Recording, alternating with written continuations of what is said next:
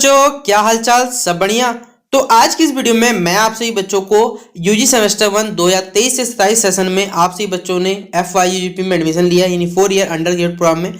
तो आप सभी बच्चों का जो एक पेपर है जिसका नाम अंडरस्टैंडिंग इंडिया नाम का पेपर, जो VSC पेपर में काउंट होता है यानी वैल्यू एडेड कोर्स में, उसका क्वेश्चन पेपर मैं आपको यहाँ पर शेयर करूंगा। आप खुद देखिएगा आपका जो क्वेश्चन पेपर है वो आया हुआ है, इस बार कैसा आया था, पिछले बार कैसा आया था और इस बार आपका कैसा पेपर आने वाला है। तो आप लोग खुद एग्जामिन कर लीजिएगा, उसके हिसाब से अपना पढ़ाई शुरू कर दीजिएगा।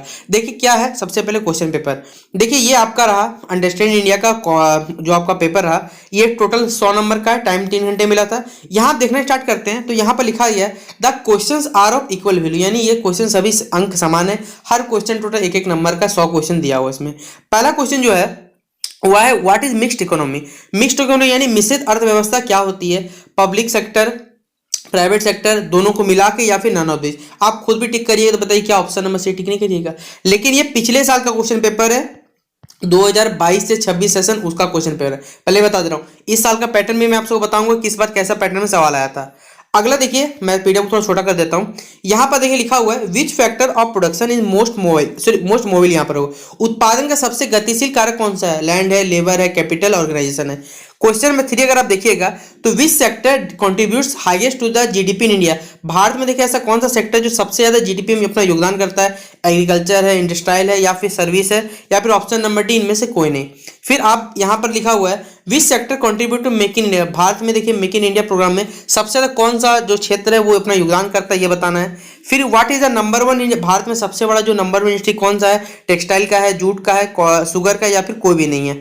फिर यहाँ पर किसान क्रेडिट कार्ड जो भारत में इंट्रोड्यूस हुआ था वो कब हुआ था, ये आपको बताना है।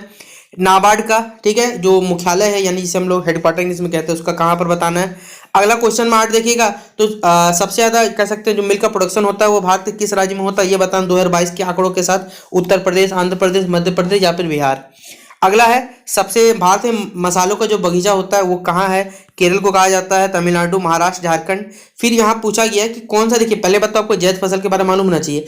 जैद फसल इनमें से कौन सा नहीं है बताना है, कौन सा अच्छा मौसम नहीं उपजता है?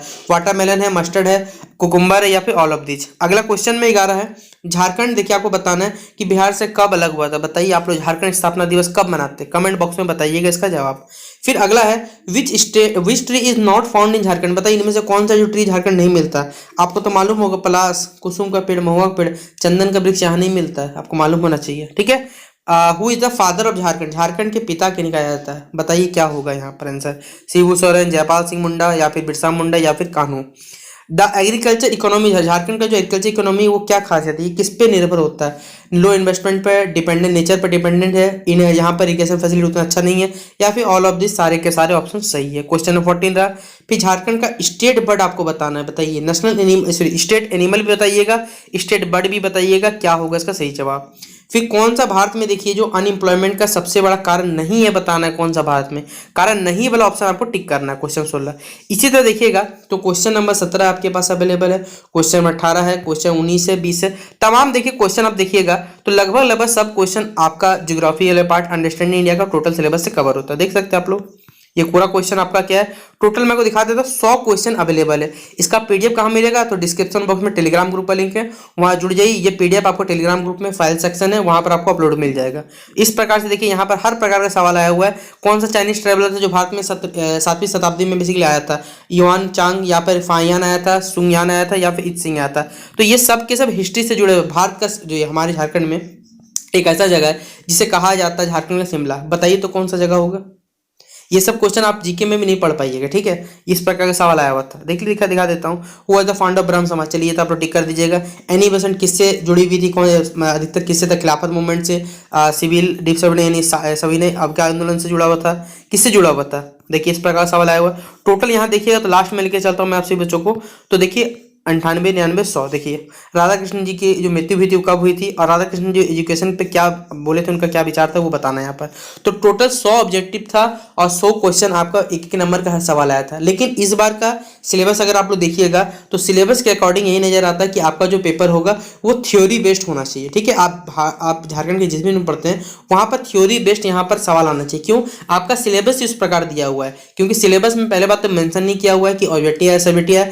पिछले साल लास्ट में बताया गया था कि उनका पेपर ऑब्जेक्टिव आएगा, जबकि आपने विद्या का पेपर खरीदा होगा इस बार का या पिछले साल का भी, दोनों के दोनों सेम ही है, कुछ भी अलग नहीं है, खाली बस 2023-27 और 22-26 का लिखा हुआ है, बाकी सब कुछ लगभग डिट्टो है। पूरा पूरी गेस्ट पेपर वही दे दिया गया आप सभी बच्चों को, उसमें भी सब्जेक्टिव था, इसमें भी सब्जेक्टिव, आप जाके चेक कर सकते हैं। तो ये आप सही बच्चों को समझना पड़ेगा कि सिलेबस के अकॉर्डिंग तो सब्जेक्टिव होने वाला है, बाकी अगर अपडेट आता है तो आप लोग को ऑब्जेक्टिव पढ़ा दिया जाएगा। मेरे चैनल पे देखिए आप सही बच्चों को शायद 3 या 4 अंडरस्टैंडिंग इंडिया के वीडियो मतलब लेक्चर पढ़ा दिए गए, अगर आपने देखना स्टार्ट करिए, जैसा जैसा टॉपिक आप लोग कवर करते चलिए। बाकी कोई अगर इंपॉर्टेंट क्वेश्चन आएगा वो MCQ का, वो भी मैं आप सही बच्चों को जल्द से जल्द बना के कवर क्लियर करा दूंगा, ठीक है। तो चलिए मिलते हैं इस वीडियो पे, तब तक के लिए जय हिंद जय भारत।